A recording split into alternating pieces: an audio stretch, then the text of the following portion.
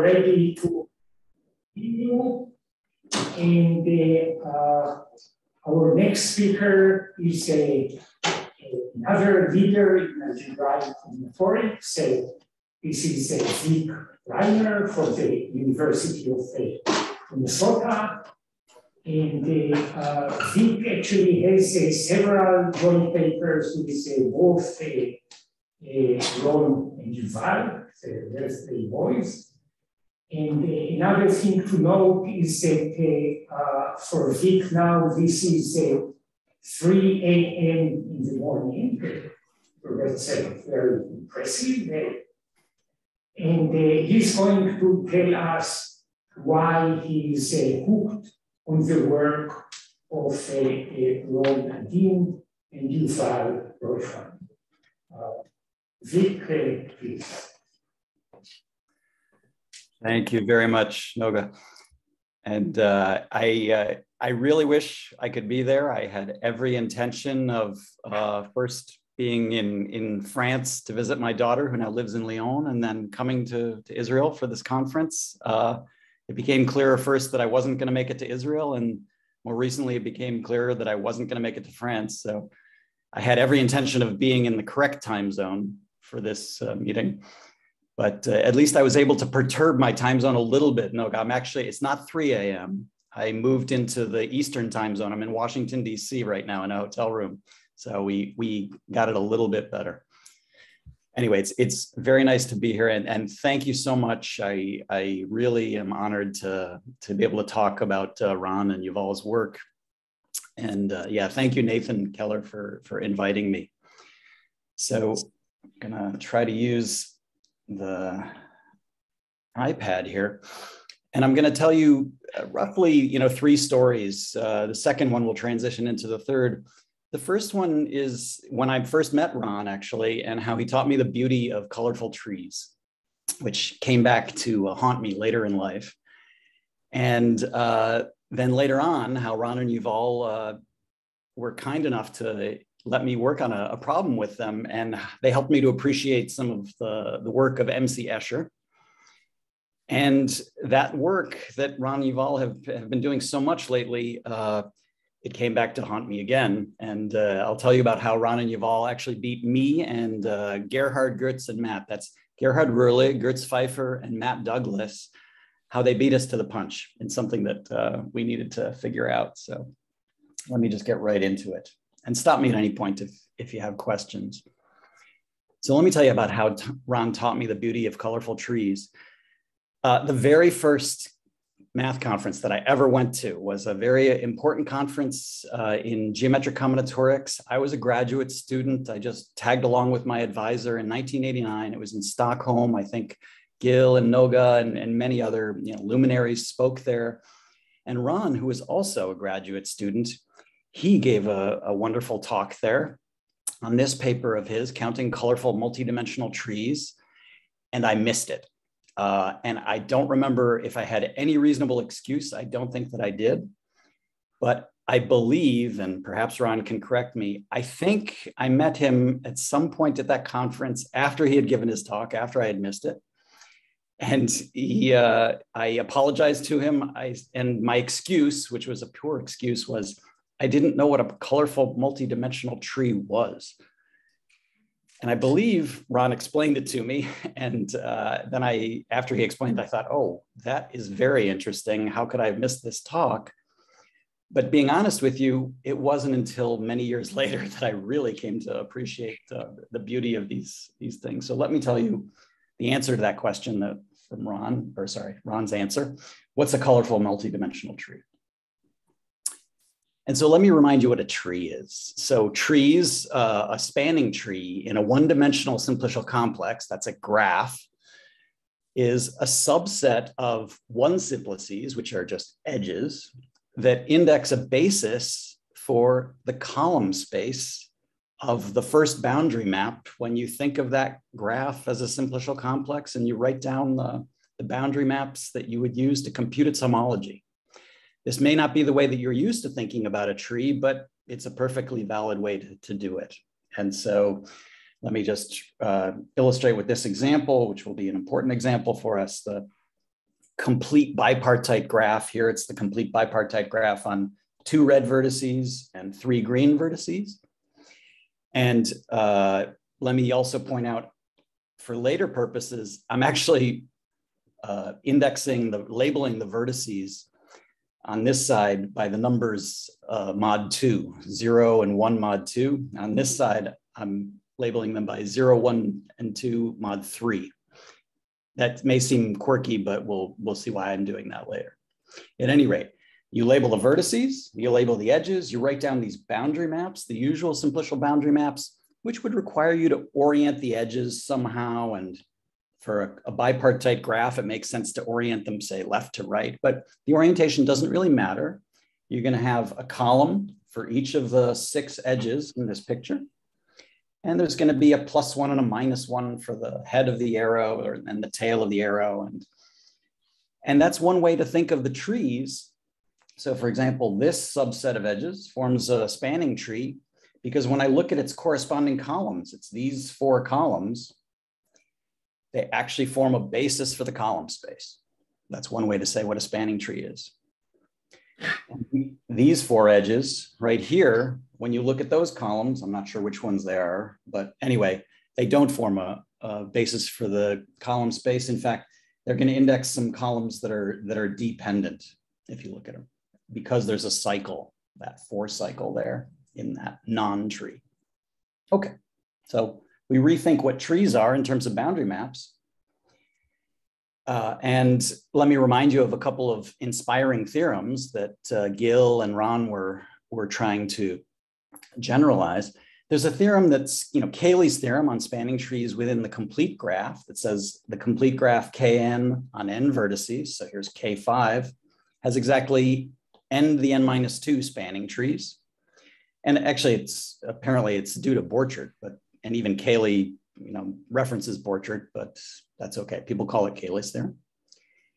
And here's a variant on Kaylie's theorem that is closer in spirit to what Ron was looking at of a theorem of Fiedler and Sedlacek from much later, 1958, in which they tell us for complete bipartite graphs exactly how many spanning trees we're going to find. And if it's complete bipartite on n1 vertices on this side, n2 vertices on that side, the number of spanning trees is n1 to the n2 minus 1 times n2 to the n1 minus 1. Okay, beautiful product formula, the kinds of formulas that we love to see. And Gil first, and then Ron kind of developed the right way to think about higher dimensional trees. So we understand what trees are. We haven't understood yet what multidimensional trees are. We haven't understood what colorful multidimensional trees are, but let's work on the multidimensional part. A tree in a d-dimensional simplicial complex, so that means all maximal faces in this complex, maybe not all, the maximal dimensional faces in this complex are d-dimensional, so they have d+1 vertices. It should be a subset of those top dimensional simplices, the d-dimensional faces, that again index a basis for the column space of one of the boundary maps, namely the top boundary map, del D, that goes from D simplices or Q linear spans of D simplices. I'm going to use rational coefficients. That'll be important. So it maps the Q linear combinations of D simplices to Q linear combinations of D-1 simplicities. And if you might want to think about this matroidally, if we wrote down the matrix for this boundary map and think of its column vectors, there's a matroid that is associated with those column vectors. And these multi-dimensional trees, these d-dimensional trees, are just bases for that matroid, if you like to think of it that way. So for example, Gil first in 1983 was looking at the situation where the simplicial complex delta was the complete skeleton. Here I've talked about the 2 skeleton of a simplex on, say, 6 vertices that I've labeled 0 through 5. And inside that complete 2 skeleton, all of the triangles that you would find on these 6 vertices, you're going to find trees that look sort of more like trees that are contractibles, that have no, for example, integral homology. Like if we took all 10 edges on the 5 vertices and then made the triangles where you cone over the vertex 0. That's going to be a nice contractible two-dimensional tree. But there's also these more exotic two-dimensional trees, the ones that have no rational homology, but they would actually have some integral homology one dimension down from the top. So within those 6 vertices, if we took these triangles that form a triangulation of the real projective plane, there's 10 triangles in this picture. And notice there's boundary identifications here, right? That edge is the same as that edge. This 0 vertex is appearing twice, the 1 appears twice. Then this will also form one of these bases for the column space in the map del2. And so it counts as one of these spanning trees, or one of these these two-dimensional trees. So this is the way that Gill generalized the notion. And Gill proved this beautiful theorem that the complete D complex, so when you look at the full D skeleton of the simplex on n vertices, it's not going to have n to the n minus 2 D-dimensional trees, and it's not going to quite have n to the n minus 2 choose D. That would be the formula that we would have liked for this number of D-dimensional trees. That's actually an upper bound for the number of these trees, these bases for the column space. And the reason it's an upper bound is Gill proves this beautiful on the nose theorem that says, oh, n to the n minus 2 choose D is a sum over all of those trees, which they don't have any top dimensional homology. Because they're a basis for the column space, they have no top cycles over the integers or over the rationals. But one dimension down, they have no rational homology, but they do have integral homology, which is all torsion. It's a finite abelian group. It has a size, a cardinality. That's this thing with the absolute value symbol. And you look at that D minus 1 dimensional integral homology, you square its size, and that's the number that you should sum up for these multi-dimensional trees to count them correctly and get a generalization of Kaylie's formula. And Gill proved this by generalizing a standard proof of the matrix tree theorem and Kaylie's formula via matrix tree theorem. He used the Binet-Cauchy theorem, and he applied it to not the boundary map itself, but it times its transpose, so the co-boundary map, which is sort of like a combinatorial Laplacian. And he reduced it in a certain way. He knocked out some of the rows before he multiplied it by its transpose in kind of a clever way that makes this whole thing works beautifully.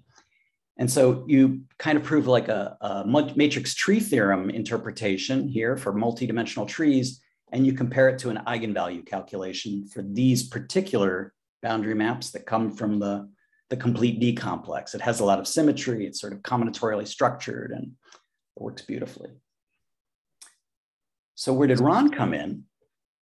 Ron did the colorful version of this.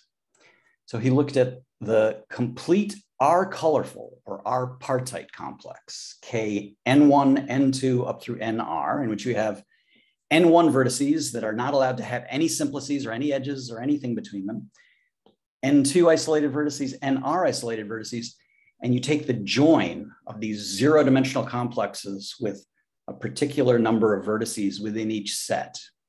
So what does this mean? It means that the top simplices in this colorful complex, this R colorful complex, come from picking one vertex in each and all possible ways. Those are the top simplices in this R colorful complex, this R partite complex. And what Ron proved is that, again, there's a beautiful upper bound for the number of these, what are these going to be? They'll be R minus 1 dimensional trees because there's R colors. These top simplices are actually R minus 1 simplices. And so the trees among those sets of simplices is bounded above by this beautiful product, N1 to the chi1, N2 to the chi2 up to NR to the chi-R. These chi-i's look very much like what was showing up in the Fiedler-Sedlacek theorem. Chi-i is the product of the nj minus 1s where you skip ni minus 1. That's what this is.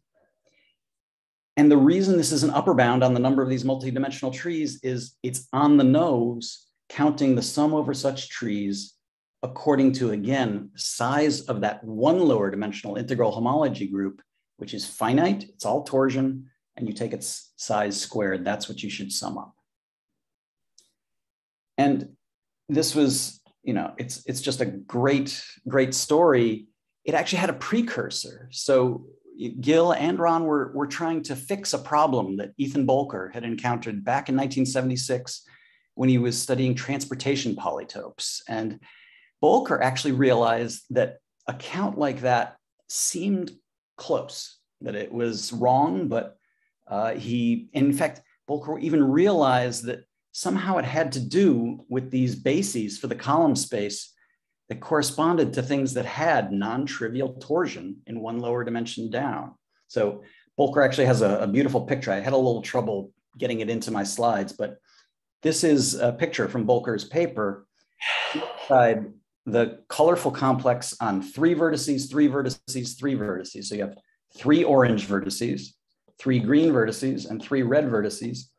That's the first time you will find these torsion 2-dimensional trees or these torsion higher dimensional trees. And they will get counted not with a 1 in the summation formula, that this one will get counted with a size of its torsion group, which is 2 squared. So it gets counted with a 4 in that formula. And somehow Bolker realized this was screwing things up, but he didn't quite know how to fix it. Ron and Gil did. What I want to emphasize, though, is that Ron really, he did more.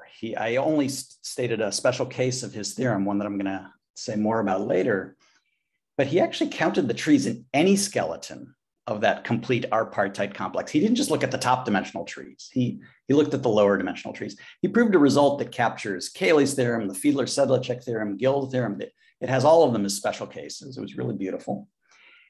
But what was really important is that he developed a new way to use that Binet-Cauchy formula and write down another version of the matrix tree theorem that is less about reduced Laplacians and more about the eigenvalue theorem, the eigenvalue version of the matrix tree theorem, the one that says for graphs that if you want to count the spanning trees in a connected graph, take the product of the non-zero eigenvalues and divide by the number of vertices. Ron generalized that. He interpreted what you might call the pseudo-determinants of these combinatorial Laplacians. So pseudo-determinant is just a fancy way of saying the product of the non-zero eigenvalues for a square matrix.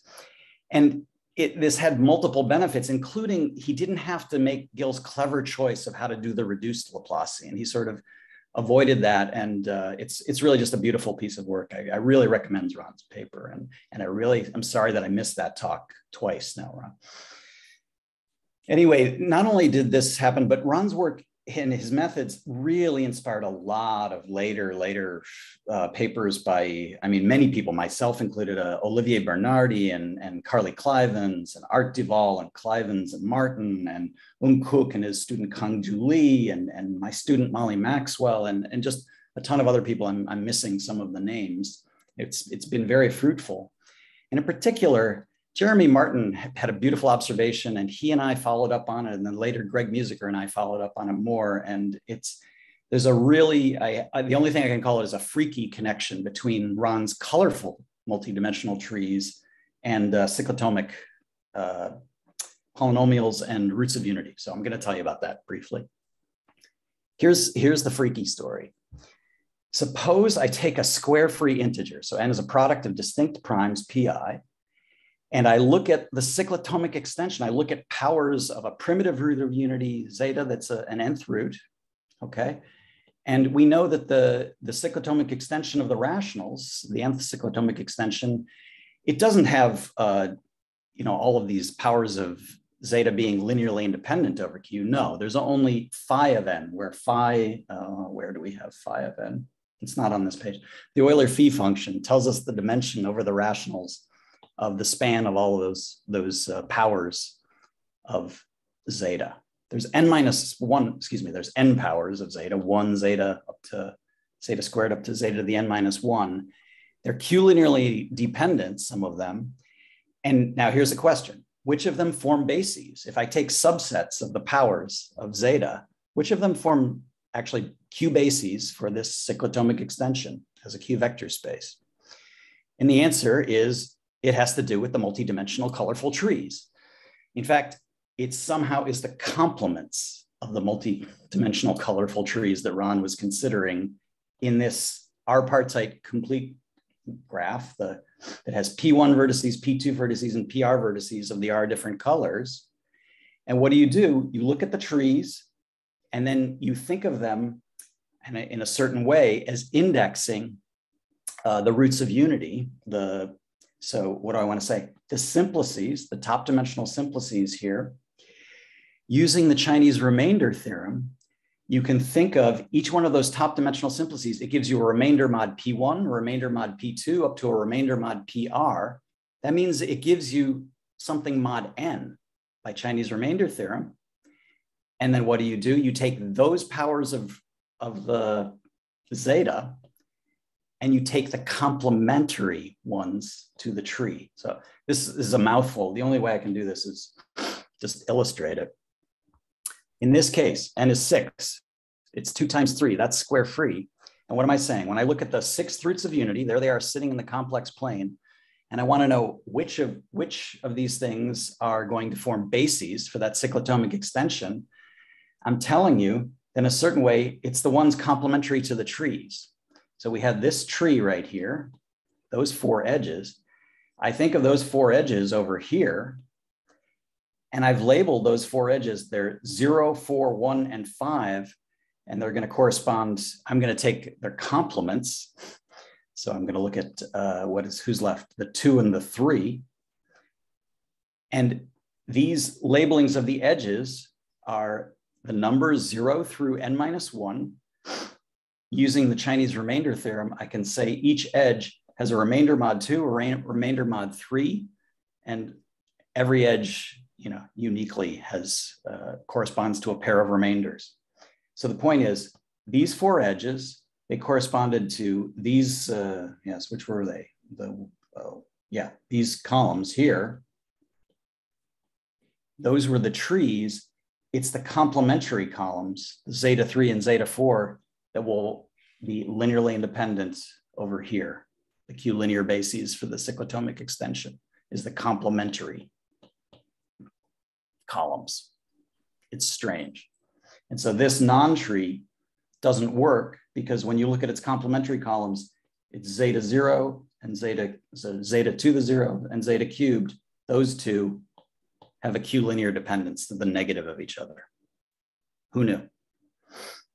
Anyway, we were shocked by this. I have to credit Jeremy Martin was the one who in this case, the graphical case, when it's 2-partite trees, colorful trees, he observed this first.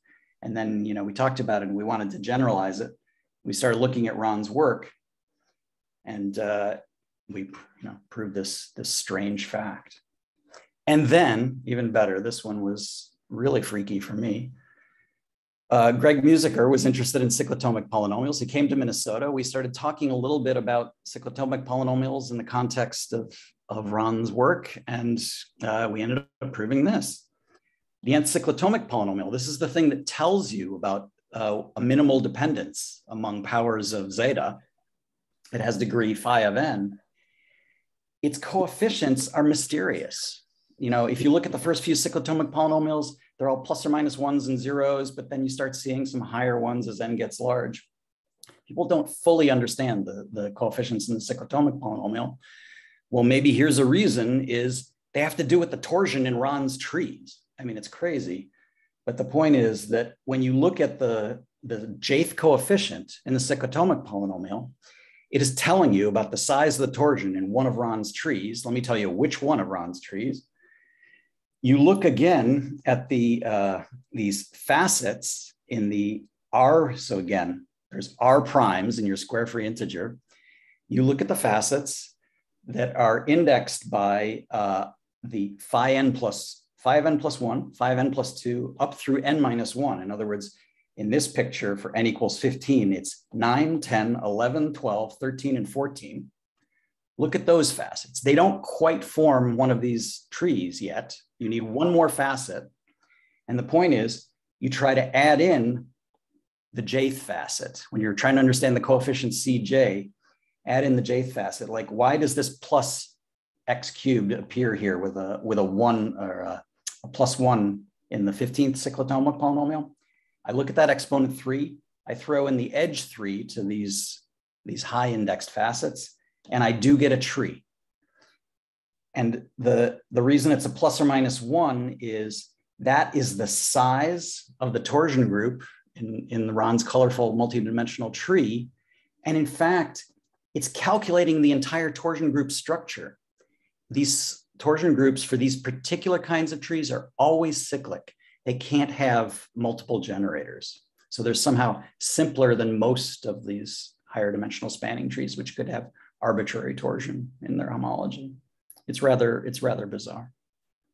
Anyway, it was only after, we had written this down that I kind of fully felt like, oh my gosh, Ron was really onto something. These colorful trees are even better than the usual multidimensional trees. So thank you for telling us about that, Ron. Maybe I'll pause there for questions. Any questions? Oh, no, maybe I should show you the first case where you get some torsion.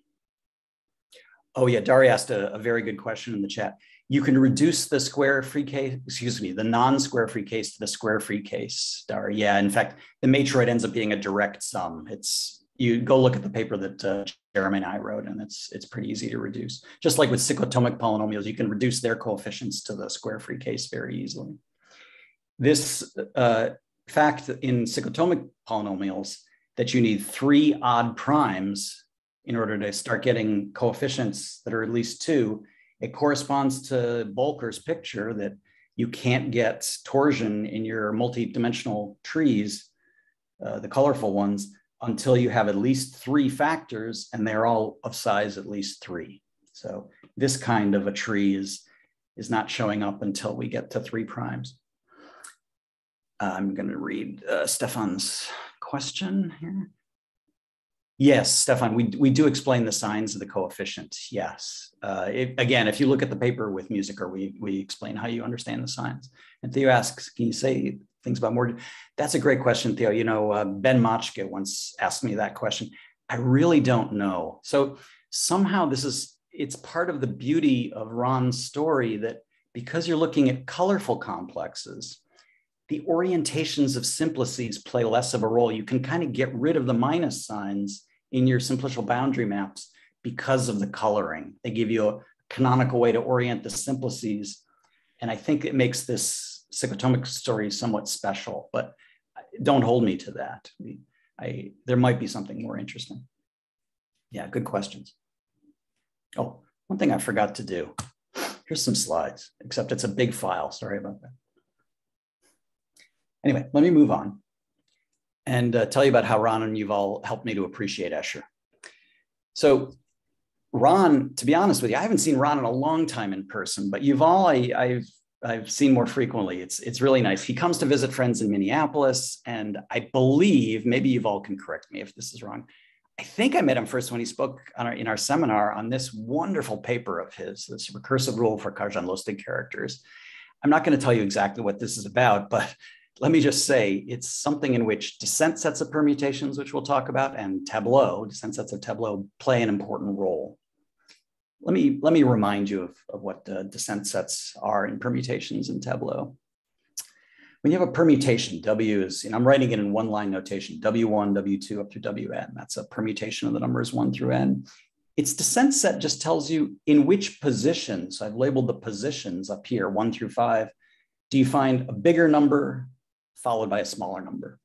So this permutation, 3, 1, 5, 2, 4, its descent set is 1 and 3 because those are the positions where you have a bigger number that's followed by a smaller number, okay? It's a standard thing. And for Young tableau, it turns out to be a good idea to import this to standard Young tableau. So when I have a Young tableau Q with entries exactly 1 through n, each appearing once, its descent set, des of Q, is now its values. You look at the values I such that you have to go downward to find them in the English notation for tableau. You have to go to a lower row to find I plus 1. And so this standard Young tableau on 9 letters, right, is its descent set is 2, 4, 5, and 8 because 2 has to go down to find 3. The I equals 2 has to find I plus 1 in a lower row. 4 has to go downward to find 5. What else happens? 6 goes up to 7. Here, 8 has to go down to find 9. So that's the descent set of a tableau. It might seem like a strange combinatorial construction, but no, these things are actually really important. They generalize to reflection groups and Coxeter systems. And when they do that, they play a pretty important role in Kajian-Lustig theory and in the Kajian-Lustig cell representations, which are a way of triangularizing the group algebra brilliantly that Kajian and Lustig came up with. And they also have amazing connections to the theory of symmetric functions and quasi-symmetric functions through, the work of Richard Stanley and Ira Gessel back in Stanley's thesis, and kind of Ira put this together into really defining this ring and Hopf algebra of quasi-symmetric functions. So descent sets are somehow deceptively naive. They're really important. And so here's something that Ron and Yuval, really took off on thinking about. By definition, the way we define descent sets for a permutation or for a tableau, they could only be a subset of the numbers 1 through n minus 1, right? You can't have a descent in position n because there's no position later that you could descend to. And there's in the tableau, you can't have a descent from n to n plus 1 because there is no n plus 1 in your tableau. But there's a reasonable and natural way to talk about cyclic descent sets for permutations in Sn that was first, I guess, defined by Kliatchku in his work on free Lie algebras. But then it was really formalized by Paola Cellini in her work in 1998. So what is this cyclic descent set for a permutation? Well, you just take the indices mod n. And so you say there's a descent in position n if Wn is bigger than W1. You just kind of wrap around and ask, is there a descent at the end? So this permutation here, 3, 1, 5, 2, 4, its descent set was just 1, 3. Oh my gosh, this is a typo. This is supposed to say CDes. But its cyclic descent set adds in a descent in the last position because the 4 is bigger than 3 at the end there. Sorry, the 4 at the end is bigger than the thing at the beginning when you wrap around. So you read it cyclically. Okay, seems reasonable. And in the work of Kliatchku and Cellini, it really comes up in some natural way.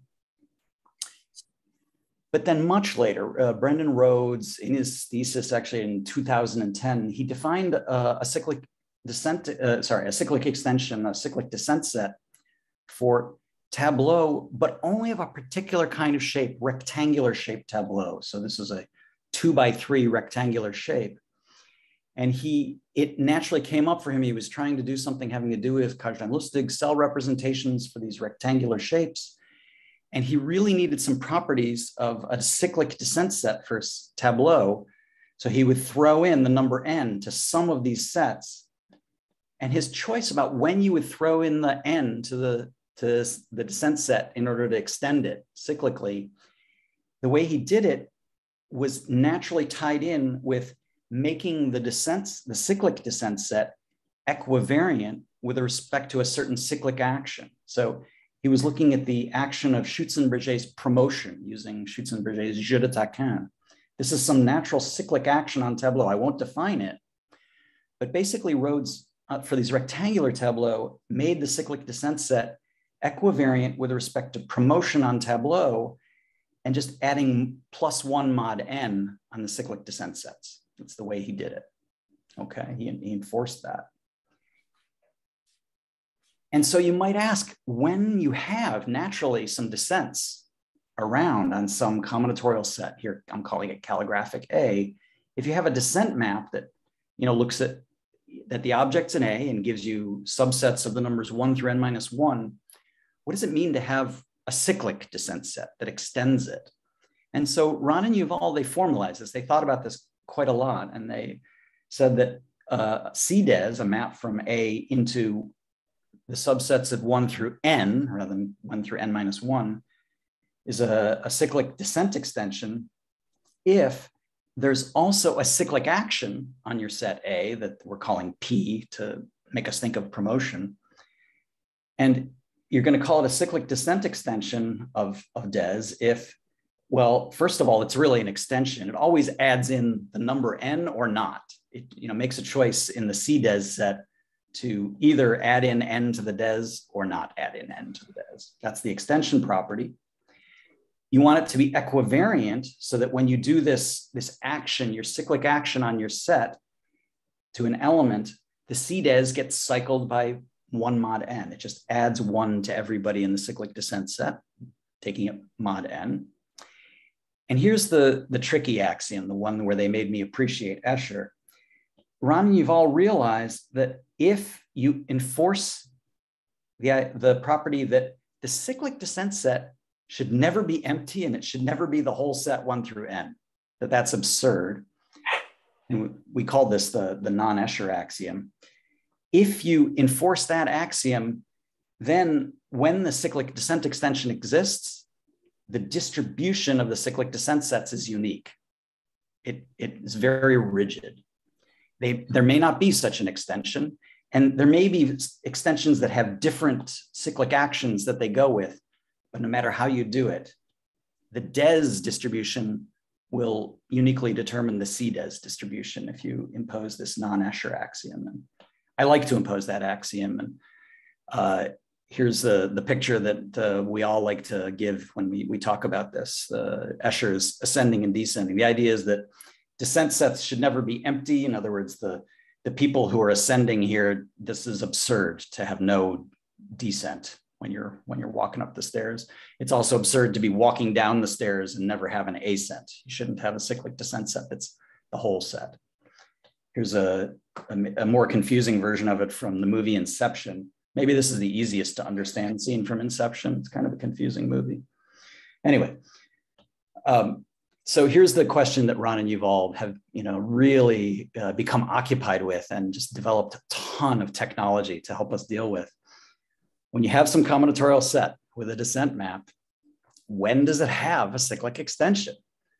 And in particular, one of the early questions that they try to answer is for which skew shapes, even not just normal Ferris diagrams, but skew Ferris diagrams.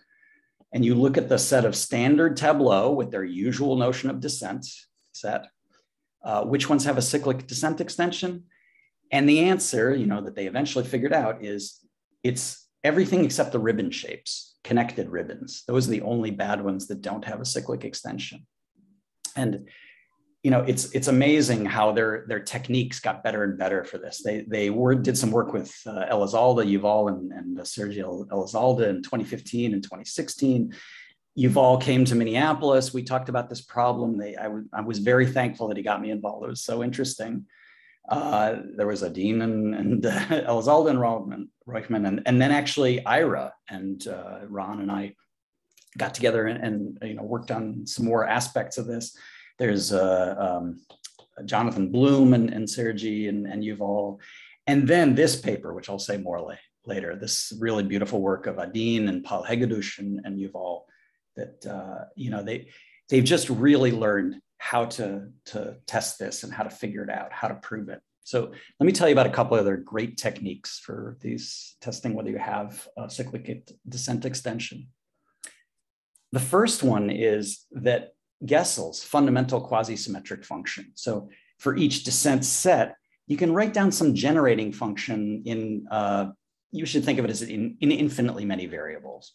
Think of it as kind of like a symmetric function. It's not quite symmetric. I'm not even gonna, get into unpacking this definition, but somehow here there's which monomials show up are controlled by the descents in your element A in your set. So you write this down for each descent set as quasi-symmetric function. And this is going to help you test whether you have a cyclic descent extension for your set calligraphic A, because you associate this quasi-symmetric function to the full set A. You just sum over all of its elements, the Gessel quasi-symmetric function F of the descent set. That thing a priori is one of these quasi-symmetric functions, which might not be symmetric, but sometimes it's a symmetric function. For many of the combinatorial sets that we've already talked about, like permutations and tableau, it's actually symmetric in those infinitely many variables. And their first great technique is that this cyclic extension will exist if and only if certain numbers are non-negative. You have to check that some inner products are non-negative of this symmetric function associated with the descent map. You have to check that it's Hall inner product in the land of symmetric functions with a certain amazing symmetric function that Ron and Yuval developed, the cyclic ribbon function. It generalizes Gessel's ribbon symmetric functions. And Gessel knew that inner products of symmetric functions with ribbon symmetric functions told you about the distribution of descent sets. These inner products will tell you about the distribution of the cyclic descent sets if they exist. They will count the number of cyclic descent sets, the number of times a certain set occurs.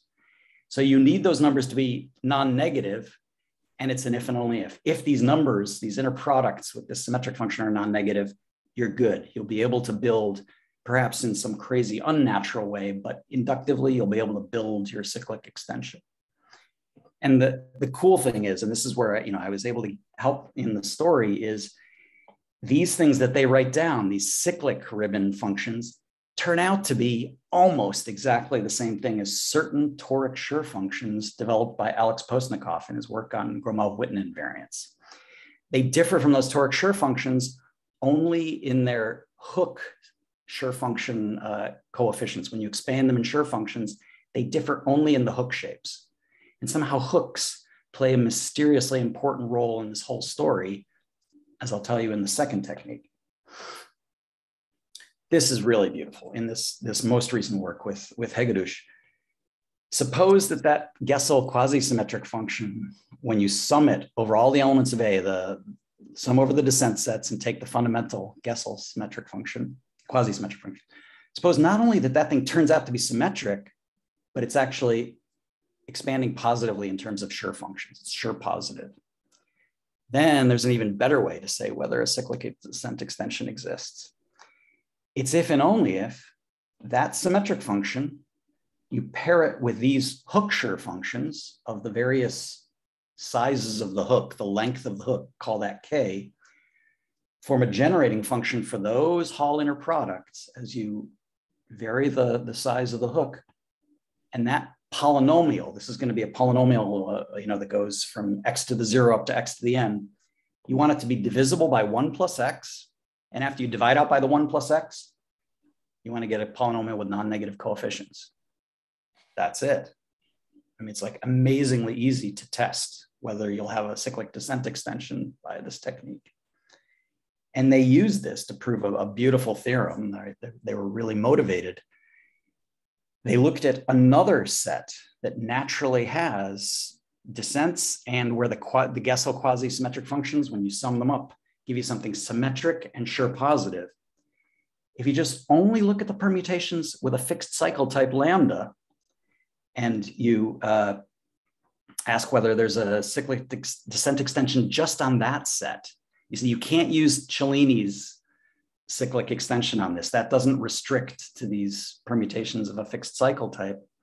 This thing's going to have a cyclic extension if and only if lambda is not a rectangle for a square-free size. You can't have the rows of your rectangle be a square-free integer r. Who knew? I mean, I was pretty surprised when I saw this result, both by the fact that it was so precise, but also by the answer itself. And in this situation, I was really, really interested because this set and its descent sets, that quasi-symmetric function that you write down, it's symmetric and it's Schur positive. There's a really important reason why it's Schur positive. So there's a result of Gessel and Reiner from 1993 that identifies this thing as what Thrall called higher Lie characters, so Lie sub lambda. And these things show up when you do if you think of general linear group characters, when you take a tensor product of your vector space, n time, oh no, sorry, I guess we should just take the entire tensor algebra over a vector space. And you do the Poincare-Birkhoff-Witt decomposition of that general linear group representation. These are the pieces in it. These are sub-representations of the general linear group. And these things are the characters of these sub-representations. So it's an old problem of Thrall to decompose them into irreducibles That's the Schur function expansion. This explains why they're Schur positive. So this is how I became really, really interested because Ron and Yuval beat Gerhard and Gertz and Matt and I to the punch on something. So what happened? These guys, Matt Douglas, Gertz Pfeiffer, and Gerhard Röhrle, they have extensively studied certain SN representations where those Lie characters come up. Let me kind of briefly tell you this, and you can hear more about this tomorrow, actually, from Sarah Bronner. But the point is that when you look at the cohomology of the configuration space of n points, n distinct points in Rd, and we're going to let the D vary a little bit. So these are, you look maybe in a real one-dimensional space or two-dimensional space, n distinct points, that configuration space, and you look at its cohomology, it turns out that that cohomology is concentrated only in multiples of the dimension d minus 1, okay? And then in those multiples of d minus 1, the multiple, the R, is the important thing.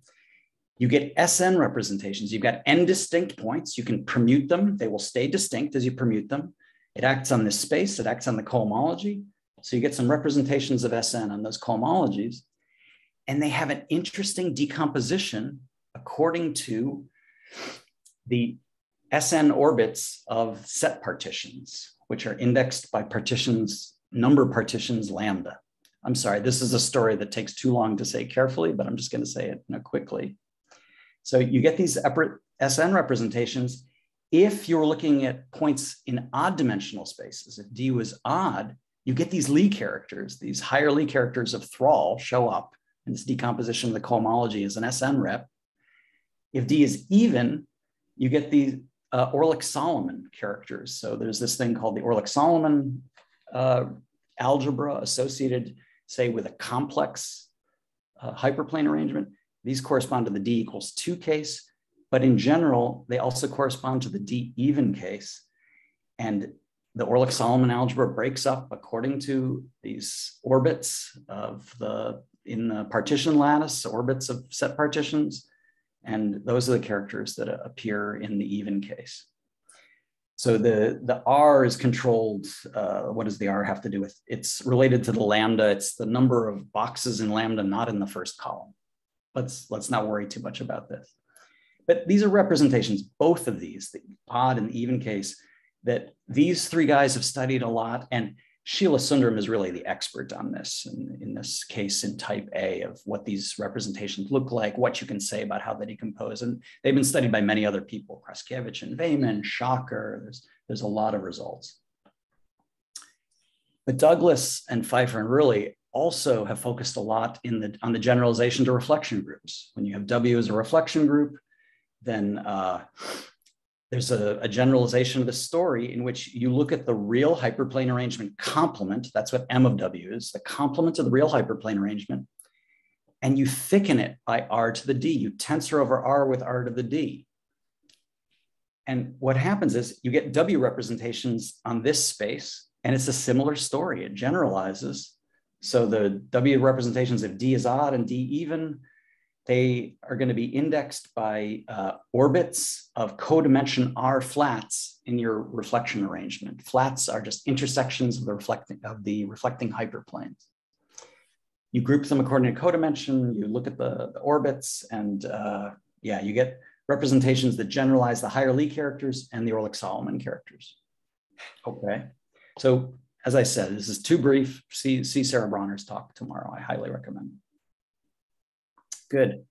So for example, Douglas and Pfeiffer and Röhrle, they've really worked on these things a lot. In 2019, for example, they proved the conjecture of Felder and Veselov from 2005 on where you will locate the copies of the trivial representation in these Orlick-Solomon characters. And here's a question. I met Gerhard Röhrle for the first time pre-pandemic in a conference in Western Ontario. He told me about these results, and I said, well, what about not just the trivial representation? What about exterior powers of the reflection representation? So when you take the zeroth exterior power of the reflection representation, that's the trivial. when you take the top exterior power of the reflection representation, this is the sign representation for your reflection group, where do they occur in these things? And so we actually started looking at it. We got data. Gertz Pfeiffer is fantastic at getting data for reflection groups. He can do huge reflection group data. If you need data, ask Gertz. And so we noticed things about the data, like the total number of occurrences of all of the exterior powers in these things that are like the higher Lie characters, they're like Solomon characters. They're the same, actually, for the D even and D odd cases. This was sort of strange, but we were able to prove this. It's kind of interesting how it turns out. And then soon after we started thinking about this, I heard Yuval give a talk at the move to online, the Mittag-Leffler conference that became the Algebraic Combinatorics online workshop. He spoke about this work. And I realized as Yuval was giving his talks, like, oh my gosh, for this symmetric group, they've answered some of the questions that we were looking at, what we were seeing in the data, because these higher Lie characters paired with these exterior powers of the reflection representation, those are those symmetric functions corresponding to the cycle types paired with the hook shape Schur functions. That's exactly what they needed to analyze in order to test whether you had a cyclic descent extension. So of course they did the work and they developed a lot of stuff and it was fantastic.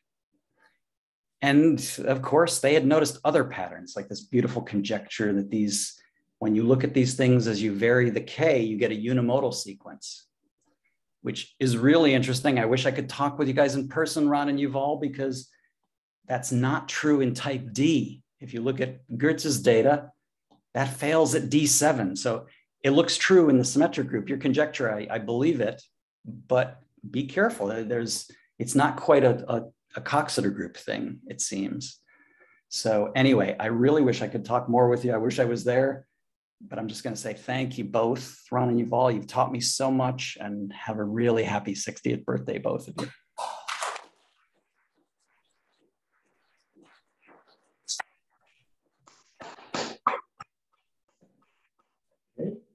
Thank you, Vic, for this wonderful talk. We have already some questions in the chat, so let me ask if there are any questions in the room here. Actually, if you want to ask something, you would probably have to come to the podium here. And if not, any additional questions from the people in Zoom, again, you can either unmute yourself and ask, or you can write it in the chat, and I guess we could be able to see.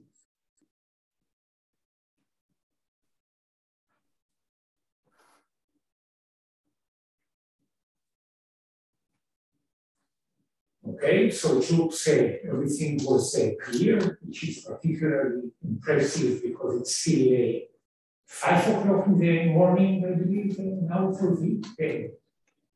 So let me thank Ben for this wonderful lecture.